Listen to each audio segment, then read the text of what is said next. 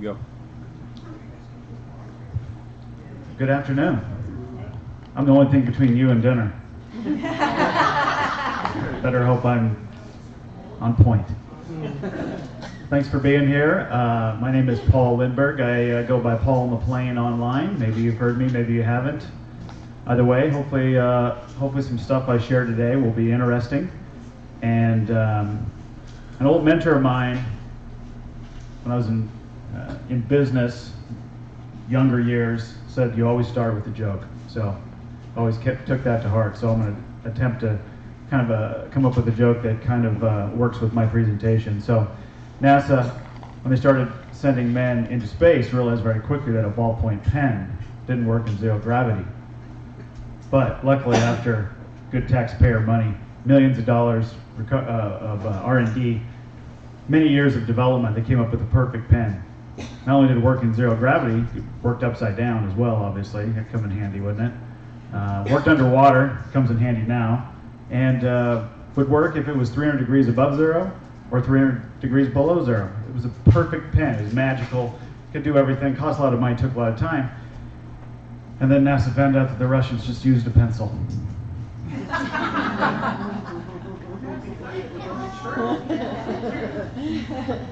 So, now that that's my icebreaker. So I started on this whole conversation about the shape of the world came to me via my wife, actually.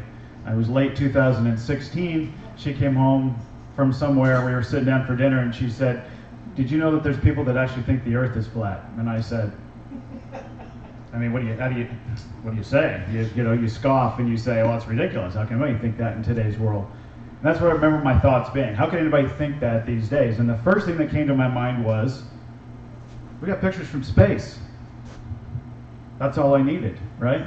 So that was my first stumbling block. That's the thing that I had to overcome. Now, we laughed about it and went on with dinner, and it was a few days later that I recalled that I was still thinking about it. It had planted some seed in my head. It was bothering me how people could think that. So I just started, oh no, we're still on it. So I started to dig in a little bit, and really this presentation is a lot of what was a result of that. And I want to give credit to a gentleman by the name of Archer Sage, who we don't keep in contact anymore, but when I was first kind of going through this, a lot of the work that he uncovered, that we shared and spoke about, is part of this. So I'm not sure where he is today, but if he ever hears this, I hope he's doing well. But he delivers a lot of credit for some of these, for a lot of these images and a lot of the work. So what does Earth look like from space? Well, over the years, if you stuck around for Nathan's presentation a little bit ago, we have many different variations, different colors, different landmass sizes. There isn't a lot of consistency. I really like the 2012 one where the U.S. takes up almost half the globe and it's all brown. I mean, they say everything is bigger in Texas, but Texas is taking up half the globe in the 2012 version. So let's dive into, and I'll do a quick history of pictures of Earth from space. The very first picture that we ever got from space, we're told, is from October 24th, 1946. It was this black and white photo taken from approximately 65 miles above the surface of the Earth aboard a V-2 rocket above White Sands, New Mexico.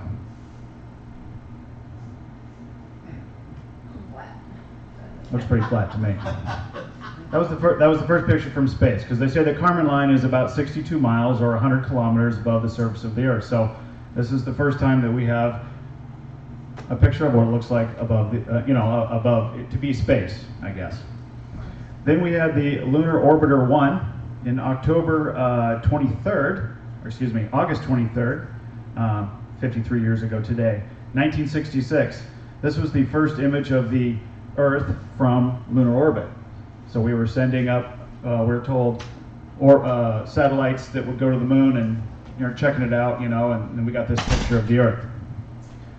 Let's see here. This was December 24th, 1968, from the Apollo missions. This was allegedly captured by a human being. Now, this is the first one that we have, actually a human being taking the picture. This is, again, from 1968, Apollo 8, and it's called the partial disk. And more on this photo later because there was a satellite in October of 2015 that kind of pays tribute to this one. Okay, and then we got what turns out to be a very iconic picture or an image from the Apollo 17. This is from 1972, from December 17th, and there were 3 astronauts, Gene Cernan, Harrison Schmitt, and Ron Evans, and they all claim that they all took this picture. They actually all do claim it. But this is what it looks like. And then we got this version, which they say is the cleaned up version. And then they enhanced it with colors and flipped it upside down. And this is the one that probably looks familiar to everybody. This is the cover of many textbooks and encyclopedias for over 40 years. This is the original blue marble, if you want to call it that, from Apollo 17, 1972. So I've blown up the original there. This is the original version that we got. And we're told, in fact, if you go to the NASA website to get this, which is the actual website here, and what this presentation really gets into then is kind of examining these images that we get from NASA and from some of the other space agencies. So what I did was I started using some of these forensic tools that you can use, free to use online, and you start dropping these images that we get into the software. The one I use is called Forensically, and this one from 1972 has a Photoshop 3. There's probably a pretty easy way to explain it away. But I started really looking at, what's some of the data that are on some of these images that we're getting. Okay, here's the cleaned up version from that photo, and they added a, if you zoomed in, I'll go back here, you look in the very bottom right, you see the little black speck. Okay, that's supposed to be the second stage of the Saturn V rocket. That's what we're told. Okay, so we have the original blurry one here, which you can't really see it. Apparently it's in the bottom right there. But when they cleaned it up, we got that. But then when we got the and that one also has a Photoshop signature too from 2005, the cleaned up version. So they're different dates, but it's the same software. But then we don't really even have the Saturn V rocket in the enhanced version that we all got. But I mean, it's pretty good. Even in the 70s, this was the original photo, but then this is what we end up getting. So they did a pretty good job of cleaning it up. Looks pretty good. But again, Photoshop 3.0 and all of those. So who knows? But that made sense, as Nathan went through, is that we're told that the Earth has to be photoshopped. Okay, have you guys seen and heard from Robert Simon before? In 2002, Blue Marble 2.0, NASA's Rob Simon made this. And it had wide field too. For example, it ended up as the default background on the iPhone. I didn't even know until I bought an iPhone and turned it on and kind of did a little happy dance. Simon's job is... It's primarily taking data and making pictures out of it. That's what this is. A composite of data sets from several different instruments translated into a picture. To us, the really cool thing was the data set. Up until that point, there was no realistic color map of the globe anywhere. So the land layer here comes from the moderate resolution imaging spectroradiometer aboard Terra. And the tricky part here was the weather. So we actually had to take clouds out. They stashed the clouds for later, went onto the ocean. That came from an instrument that measures phytoplankton in the sea. Where it was low, I colored it dark blue because they're low mostly in mid-oceans. And then where it's a little bit higher, it was like a little bit brighter green. Then add the clouds back in. There's a small problem with it because there's a very slight gap in between each orbit. So some of those are painted on. It is Photoshop, but it has to be. Then there was another layer to sort of simulate the atmosphere. And then there's this little bright spot. It's called the specular highlight. So it's the reflection of sunlight off of water. Those are the pieces, but you can't just slap them all together. It just didn't look realistic. It looks kind of flat, or the clouds are sort of too see-through. So I just did Command Z a lot. There's artistry to creating the world. What I imagine it to be. Unfortunately, I'm not an astronaut. I've never been to space. But I've looked at these images over and over again, trying to sort of get the essence of it. It is Photoshop, but it has to be. It is Photoshop, but it has to be. So that's what he imagined it to look like. In fact, further, if you get into the interview, he said, we really wanted to make sure that we produced an image that the people really wanted to see. We want to make something that would be really appealing to them. So that's from their own words. So what I started doing then was really examining the images. Now, the ones that we got, a long time ago with the old satellites, the Apollo program, that sort of thing. If anything, they're going to be using film. They're going to be then, transferring it and digitizing it and that sort of thing, while these Photoshop signatures could show up, what have you. But what happens now is that we have a couple of satellites, we're told, that are far enough away from the Earth that they're able to take a full picture of the Earth, one of them every 10 minutes. Okay, and so these are the ones I really wanted to get into, because these are the ones that I was told by people when I started talking about some of these things, that they would say, well, we have pictures of Earth. Yeah, okay, that one had to be photoshopped or whatever. It was taken from, it's a composite image, that sort of thing. But we've got real pictures of the Earth now that we're getting, every 10 minutes or every day or every 15 minutes or what have you.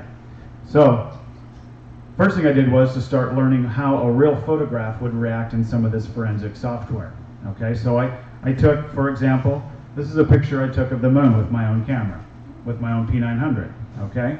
And the main thing that I was taught when I was starting to do this, and some of the features of the forensic software, is you look for noise and you look for ambient light. These are things that will tell you if these are real photographs or not. Are there any photographers in the room? You know about noise and ambient light.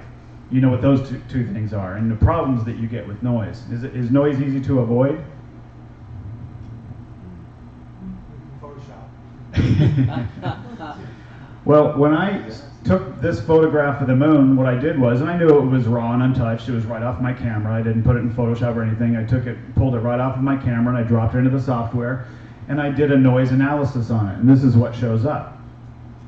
Okay, so the camera is trying to interpret really the dark areas of the image that you've captured, and noise shows up really in those darker areas especially, and I'm talking about around my image of the moon there. That's called noise. So you crank this thing up and it makes the noise really pop out, so you can see what the noise pattern is. I look for consistency in the pattern, and you look for the size of the dots, and those are the kind of things that you're looking for. So this is what I would start learning, is how a normal photograph would react in some of these tools. The next test that I did was called ambient light, and that's really where you're increasing really the backlighting of the image. So ambient light, from what I understand, that's the natural light. Okay, that's the light that's coming through this window right now, that's illuminating this part of the room. It's from the source, the sun, from the moon.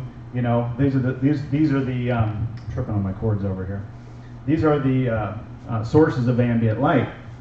And you can see when you do an ambient light kind of examination here, you can see how the brightest part is against the object, and then it is kind of slowly gets less and less as it gets away from it. This is what we would expect this is where the source of the light is coming from. Okay? So this is what I'm learning as I start going through this. So then I started taking a look at some of the other pictures of the Earth that we had. This was from a NASA asteroid rendezvous craft of 1988. They called it a composite, but this is the Earth and the Moon, I believe, and I don't remember what the distance was, but I looked at it with the noise analysis, and the noise only shows up around the two objects. There's no noise in the darkness of space. No, I'm good, thank you. And that was the first thing that was really interesting to me. I would expect to see noise, especially with so much darkness, so much black, right? When I crank the noise up, I would expect to be the whole thing. Like, you guys remember my moon test there. And then the ambient light, it was just backlighting those two objects. There should have been light coming from both those objects. Whether you believe it was from the source, or it's being reflected from the sun, what have you, nothing like my test that I had done with my own photos.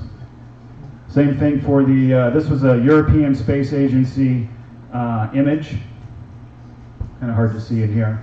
This is from 8 million kilometers away, 2003, a probe heading to Mars, looking back at the Earth and Moon. It's hard to see there. But again, no noise and no ambient light. NASA orbiter heading to Mars. Again, the same thing. No noise in space, no ambient light coming from the objects. And then a Chinese orbiter from 2014, dark side of the moon. When you crank up the noise analysis, you just have the two objects. There's nothing else. And there's no ambient light coming from either of them, it appears. And I just threw this in here real quick because when I was going through some of these, went online and looking for pictures of the Earth from space, you know, and looking at everything that was out there. This one came up. This is called the pale blue dot. Do you guys remember this one? Do you know how far they said that this picture was taken from the Earth? That little dot there, that circle around it, is supposed to be the Earth. Do you guys remember how far away they said this picture was taken? 1 million. 3.7 billion, wow. with a B, billion miles away. 3.7 billion miles away. Apparently this is crap. It's a picture of it. That one just makes me, I just pause and I say, I really think we're seeing something that's 3.7 billion miles away. I went to this with my kids the other day. I told them, I said, did you know that 1,000 seconds is about 17 minutes? And just to show you how big these numbers are, 1 million seconds, you know how long that takes? That's about 12 days. A billion seconds, 31.7 years. You know how many a trillion seconds is? 31,700 years. Just, you know, these distances that they give us are meant to just go, okay, how far away is God? Right? How far away can they push God? But up to this point, having a full picture of the fully illuminated Earth, we just had that photo from the 70s. But 43 years later, we got the Discover satellite, the Deep Space Climate Observatory, and its epic camera, the Earth Polychromatic Imaging Camera. And we are told, I think this thing was launched in February 2015.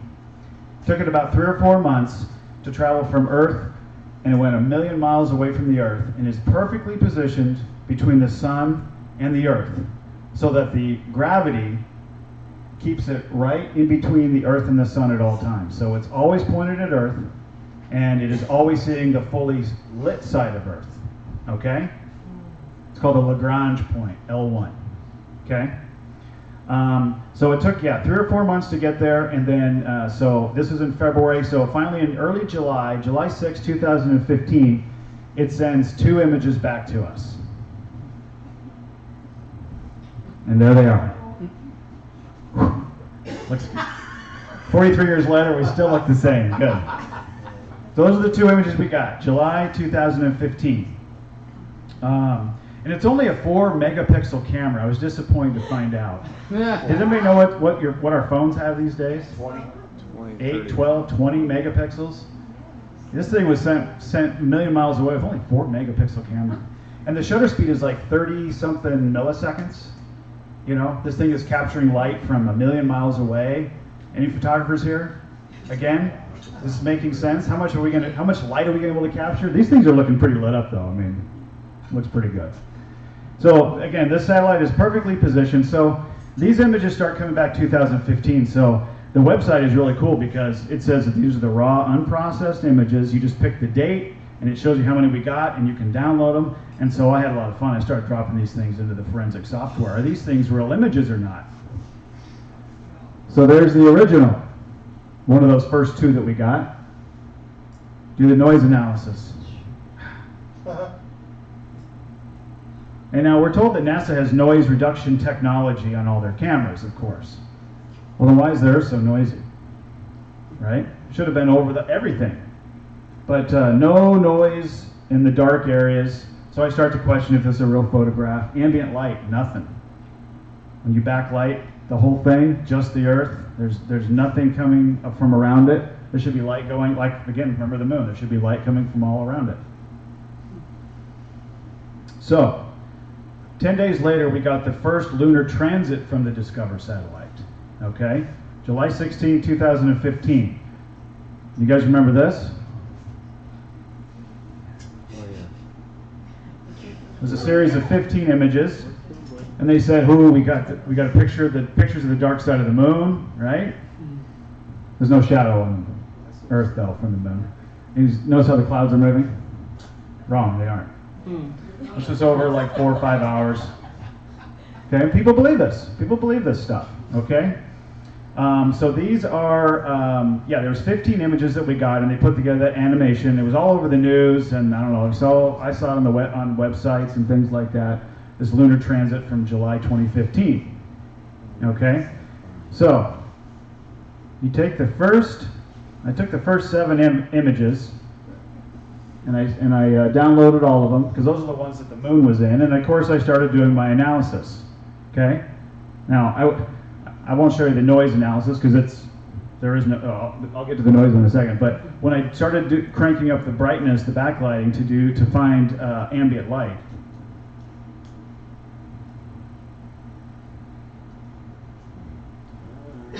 There was another moon in the picture. There's 2 of them. And they were the same size and different colors, and they moved the same. They were moving across the image. Somebody screwed up. Okay? And I don't think there's 2 moons. I think this is a CGI glitch. There's a layering issue. When they rendered these, they wanted to have it moving across, and we got 2 moons. That's what I was going to ask you. Was it something that was like a layer? That's what I think it was. Yeah, I think because it was the same size, and in fact, if we go back, when I play the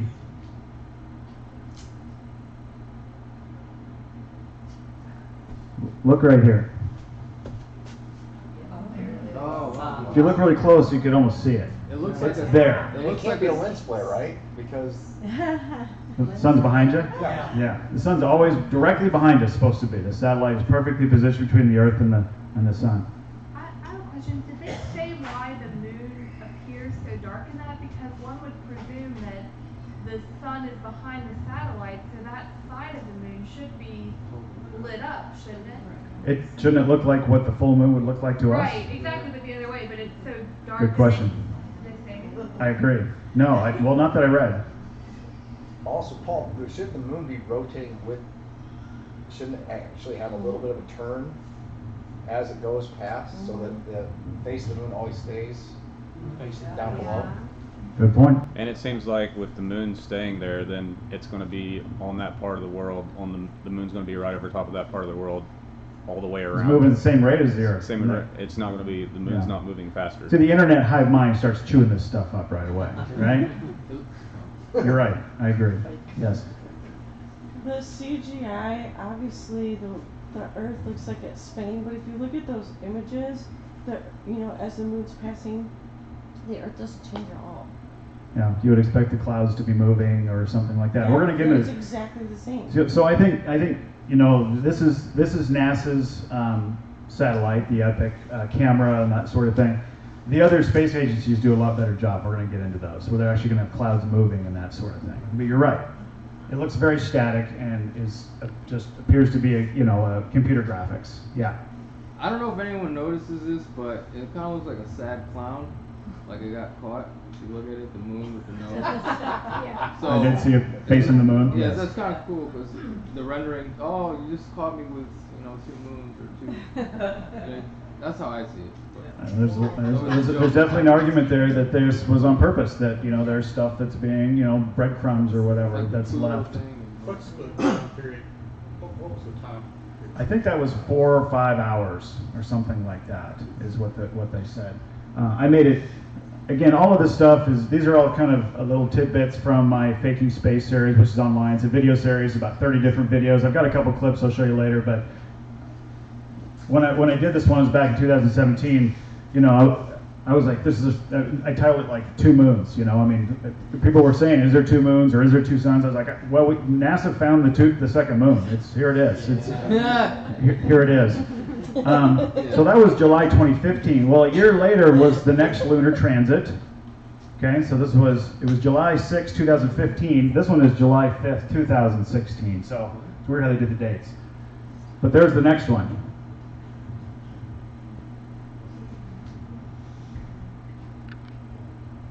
Come on.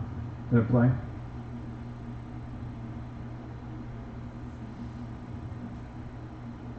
Now, when you do the noise analysis on this one and the ambient light, they fixed the glitch. Okay, there wasn't a second moon in this one. But when you go into drop these into any photo editor and you increase the brightness, now you get this huge box around the Earth, and then they tilted it. So both those images, you increase the brightness, you've got this box around the Earth and the moons, both. You know, because it has to be.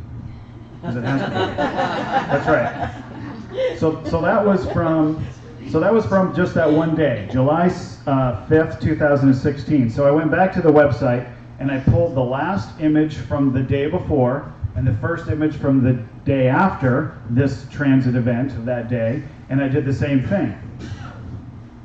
So these are the images immediately before and after the lunar transit series. And when you increase the brightness, there's no box and there's no tilting. There's nothing. It's just no noise, no ambient light, no nothing. So it was only when the moon was in the images, did we have a box around the Earth and it being tilted. Why? I don't know. I'm just showing you what I found. These are just inconsistencies and anomalies that I was seeing. Okay, this is that software program I said forensically. It's free to use. You just point your website to it, or just point your web browser to it. You drop photos into it, and you can start playing with all these functions. So when you increase this was the noise analysis. You can see on that tilted box, they would just have noise just in that box. There wasn't anything around the box. And when they tilted it, you could see it was just like it's pasted onto a black background. And that's what I was kind of left to assume in a lot of these images. Since there's no noise and no ambient light, they're taking that image of the Earth and they're just pasting it onto a black background because there's nothing that shows up in any of these tools. So there's the noise analysis for immediately the day before and after. That's when the moon's in there, you've got this tilted box, and when there's no moon, then you've got just this disk pasted onto a black background. March 9th, 2016, we got this. Again, notice how the clouds don't change. This is supposed to be a solar eclipse. See the shadow moving across? Do it again. Yeah, a little thing up on About the 2 right. o'clock. Yeah, okay. The little dark shadow. No, the shadow. Moon wasn't in the field of view, we're told. Missed it. We're zoomed in too much. We're a million miles away, you gotta zoom pretty far. Moon must have been above or below. Good question. So here's the Epic website. This is where I was picking the dates right here. So when you pull an image off of this part of the website, the date gallery, and I started doing my noise analysis and my ambient light analysis, this is what I got. This is interesting. But then if you go to the gallery for that solar eclipse, it's on the same site, but it's gallery on the top, so it's a different link, but the same site. So I went to the same event and they have all of the images there for you. You drop those into Photoscape is what I was using, or any photo editing software, and the box shows up now. So this is the same event, but different parts of the website. Some have a box, some don't. Draw your own conclusion. This is just pointing out what I found. Okay, so that's all the Discover satellite. We're going to move over to the Lunar Reconnaissance Orbiter. Has anybody here heard of this satellite? This one was launched in 2009. It's supposed to be a 2 or 3 year mission. It's meant to study the moon. So it goes to the moon and it's just flying around the moon, making observations. But occasionally, we get a picture of the Earth. So that picture from Apollo 8, 43 years ago or whatever that was, in October 2015, NASA made a really big deal because the LRO was pointed at the Earth, or had an Earthrise image while it was orbiting the moon, and the Earth is coming up, and it was 43 years. This is in from December, so it was a big callback to that Earthrise image from Apollo 8. So they had all of these photos there that you could download of this historic event. One of them was this 3-part photo, because we're told that the Yellow Row has 2 cameras, a left and a right camera, and that's the first 2 boxes, and then they combine those images to give you this 3rd image.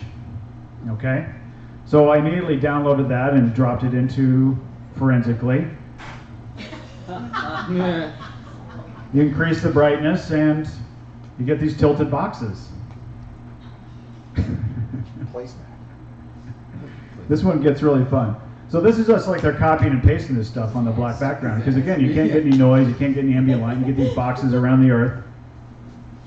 This was the low-res version of the combined cameras, so I just, it reacted just like the same one. It's awesome. Okay?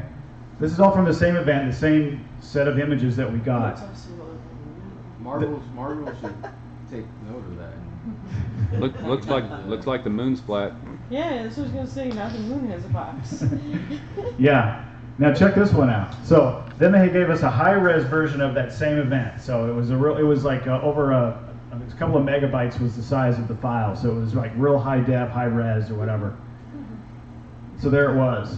And it's brilliant in color. You can zoom way in and, or really expand it. You don't lose it. It doesn't get distorted at all. So when I started a forensic analysis of this one, it was like they tried to start removing the box, but they didn't quite finish the job.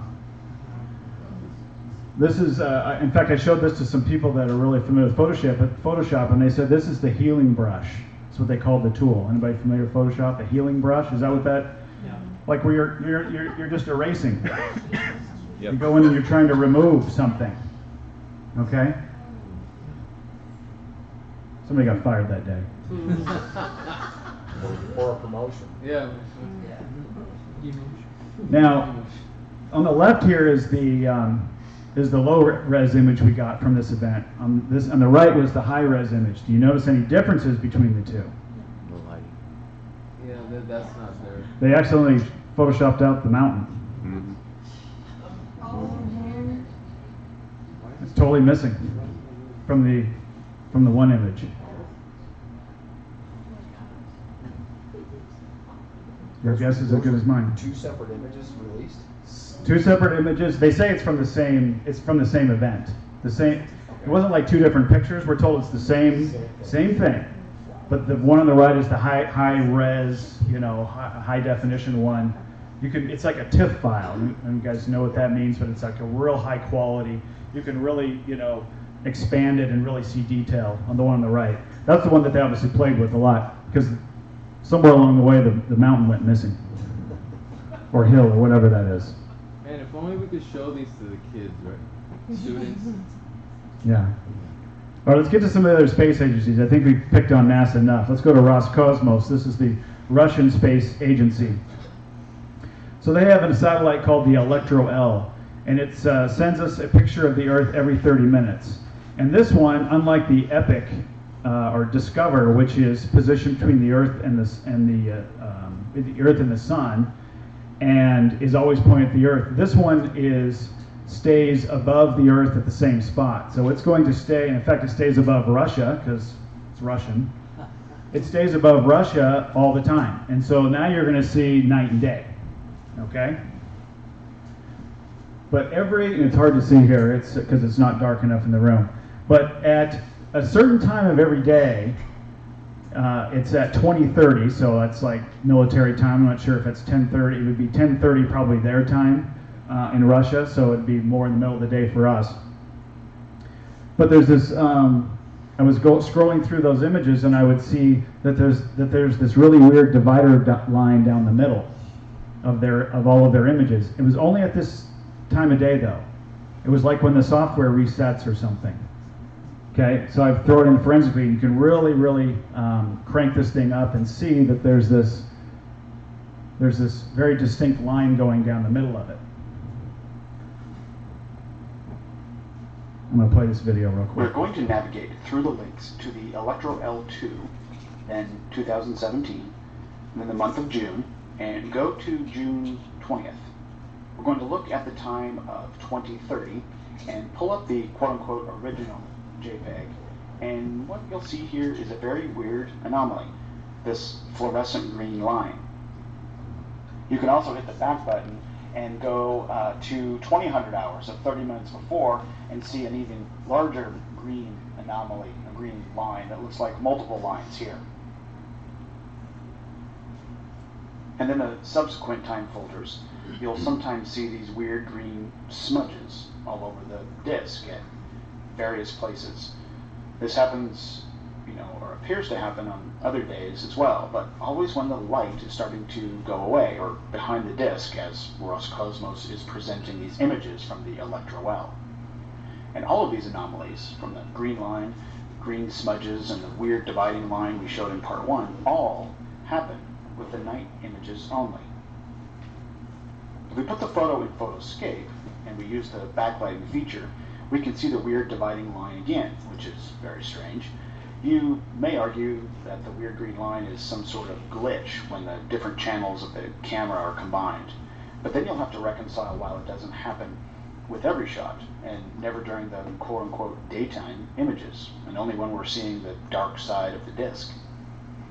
The other point I want to make here is that, as you've seen, every single time folder contains 10 files, and then the RGB is the combined one. The other images, JPEG 1, 2, JPEG 3, etc., all have some colors, and some are black and white, and some have clouds. So if these are all the different channels, how come when they combine all the images, the clouds disappear? Apparently we can see the clouds all over the dark side of the disk. Each folder contains a few pictures of clouds all over. But when all of the data is combined into one image, the clouds on the dark side disappear? Very strange. And of course, if you put all of these images into forensically, you'll see no noise, no ambient light, meaning they are just pasted onto a fake background, a black background meant to be the infinite vacuum of space. Extremely weird stuff going on with these images from the Electro L2. That was from the second part of that video. The reason I had to play that is because I wasn't able to, I went back in to pull some of those old images for this presentation. They were from 2017, but they only have back to 2018 now. They've removed everything else from that folder, so I couldn't access those, so I had to pull the video. So that was the Russian one, and just for the sake of time, I'm going to move over to JAXA, which is the Japanese Space Agency, and the Himawari. Maybe you guys have heard of this one. It looks so real. This is, yeah, that's a real picture of it. Actually, no, that's, as I say, that's not the Himawari, that's just a picture of it. This was launched in 2015. This one sends us every 10 minutes. This is combining all of it. Every 10 minutes, they are sending us a picture, and look how those clouds are moving now. This is the one I get a lot. You know, I say, oh, the pictures from Earth or space, and they're like, no way, dude, look at that. That's real. Yeah, real. That's real. Look at, because the weather lines up, you know, if I'm, you know, again, now the Himawari is like the Russian satellite. It's pointed just above Japan, that part of the world. Not just above Japan, but it's, you're not going to see the other side of the Earth. You're going to see the same side of Earth at all times. Yes? Now, this just had something in my head now. Like, when you watch Weathermen, and they show, like, the Doppler, and it has all the clouds and stuff, that's all fake, too, right? No, I think that's real. Oh, that's real. That's radar. That's ground radar. In fact, I talk about that right here. Okay. I didn't, all right, awesome. No, you're exactly right, because people say, well, how can they do that? And so I'm going to show you how I think they do it. There's kind of two websites you go to. This is the Japanese the Space Agency's website, and you have this little slider on the bottom here. I just realized I have a little, can't do it here. They have this little slider on the bottom, so you can just move it back and forth.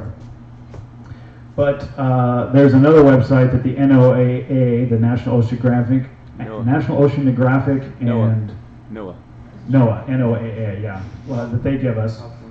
And they capture all of the images every 10 minutes, and they put them on the FTP server here so we can download those. In that same folder, this is very interesting, they have this site description, and it even says right here that the underlying colored land image is from the NASA Blue Marble Next Generation data set. So I even tell you right there that the land in these images that we're getting every 10 minutes are from the Blue Marble Next Generation. That's the one that Robert Simon built. Okay?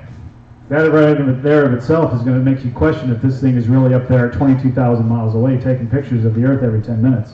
Because they're even saying that they got the land from 2012.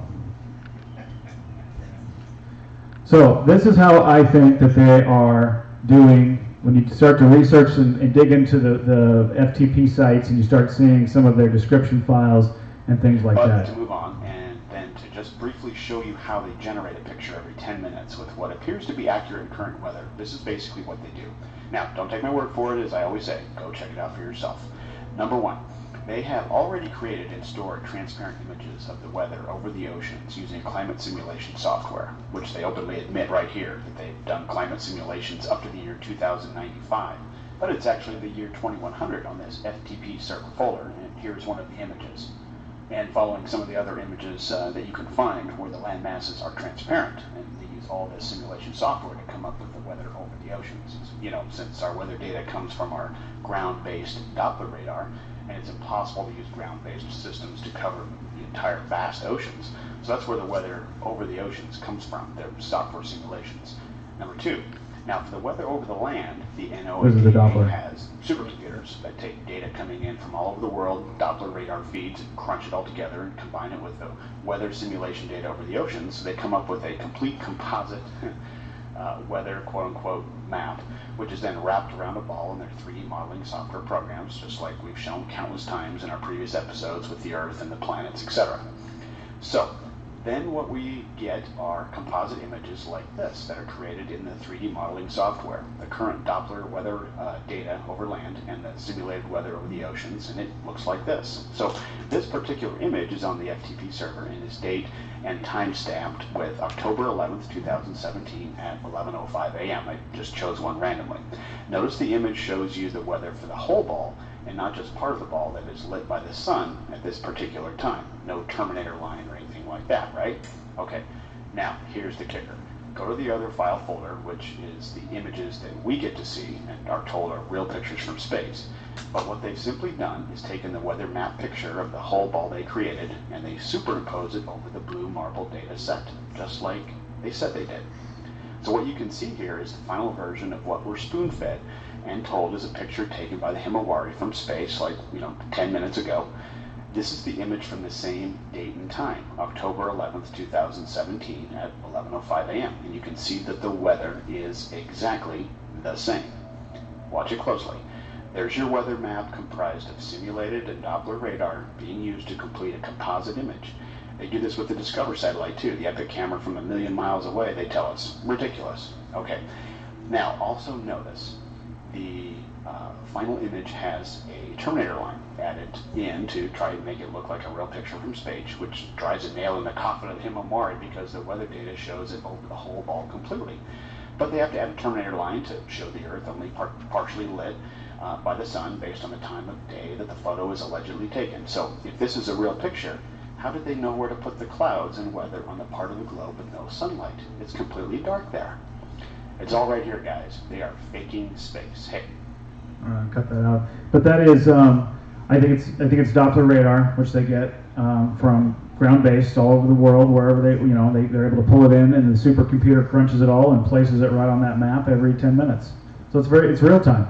I don't think it's really anything. I don't think it's rocket science. Yeah. Yeah, and I misspoke, but yeah, like I remember when I was a kid, when they first made WFSB Channel 3 said the brand new Doppler radar. They said they threw some balls that in the sky that the storm would take it, and now they can map everything. I believed it. I guess that's. I haven't heard of that. Yeah, I think what they do is use just like we get from our here's what the current weather looks like, and that's from ground-based radar over land. And so I think what they've done is just take all of those feeds and in real time and put them right on the Blue Marble map. That's basically what they're doing. And then over the oceans, they use the simulation software saying, based on where the weather is over the land, then they have those simulations, and they've done that every year up till 2095 already, they say. And they And they stitch all that together. It's all computerized, and they just put it on the ball. And then as the time goes by, it's every 10 minutes. We don't get any real-time stuff. We'll never get real-time, I don't think. And again, why don't we have a camera on the moon pointed at the Earth at all times? We have the same side of the moon that's always looking at us. We always see the same side of the moon. You plant a camera there, 4K, high def, ultra, whatever, point at the Earth, real-time, webcam. Ford, Chevy, Pepsi-Cola, they would all sponsor it. It would be the most watched, feed ever. You could wake up every morning and look at Earth. Wait, why not? Yeah. Because it has to be. Well, yeah. I think I don't understand why they don't. If this all is real, then why don't they do that? So again, real quickly then, we're going to wrap up. The Himawari, all of the images that you can download, we're told that they're the real unprocessed raw images, and you drop them into forensically, and you look for noise and ambient light, and in fact, it's even weirder than some of the Epic or some of the Roscosmos ones. You get these boxes around them, these jagged edges and things like that. But again, no noise in space, no ambient light coming from the Earth, and that just doesn't make a lot of sense. So we'll deviate real quickly. What about the other planets in our solar system? I don't know about you, but I get questions like, well, if the Earth is flat, how come all of the other planets are round? And I will say this. First of all, do you recognize that? Mars, correct. What about that one? Neptune, correct. What about that one? Uranus. Uranus, Mercury. That's Mercury. That's Venus. Pluto. You like all those? Yeah. I'll get there. If you like all those images, I made those. Nice. Frying pans? Because if you go to this website, it's on the bottom there. This is the FTP server. And guess what I found? There's all the planets, all the file folders for each of the planets. You could go in there, you'll see they had flat maps for all of them. I just took Mercury's and wrapped it around a ball in software and put a Terminator line on it. That's hilarious. There's Venus. Unbelievable. There's Mars. There's Jupiter. And Saturn. And Uranus. And Neptune. I think when they named that They're all Uranus, flat they too. really were trying to make fun.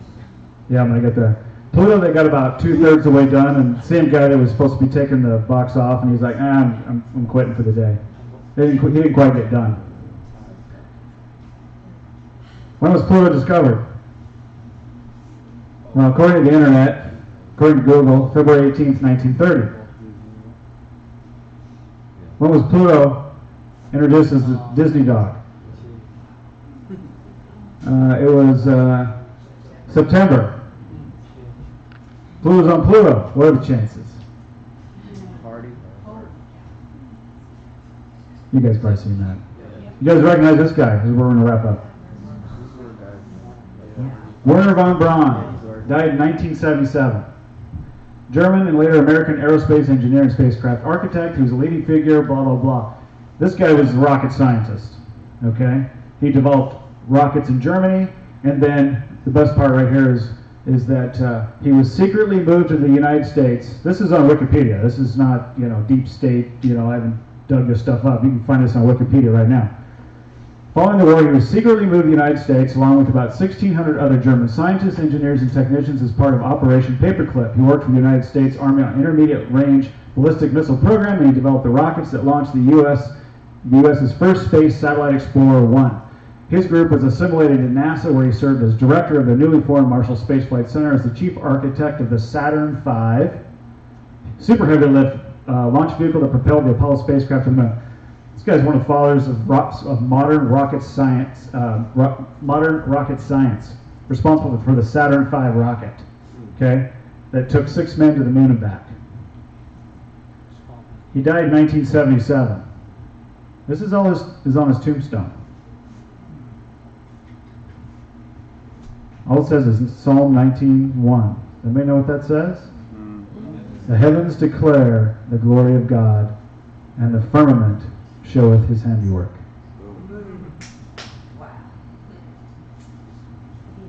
That doesn't need any explanation.